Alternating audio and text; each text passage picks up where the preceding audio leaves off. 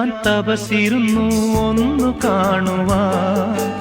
കഴിഞ്ഞ കാലം കൊഴിഞ്ഞ സുമം പൂത്തുവിടർന്നു. ഒരു യുഗം ഞാൻ തപസിരുന്നു ഒന്നു കാണുവാൻ. കഴിഞ്ഞ കാലം കൊഴിഞ്ഞ സുമം പൂത്തുവിടർന്നു. മൂകമാമെൻ മനസ്സിൽ ഗാനമായി നീ ഉണർന്നു. മൂകമാമെൻ മനസ്സിൽ ഗാനമായി നീ ഉണർന്നു.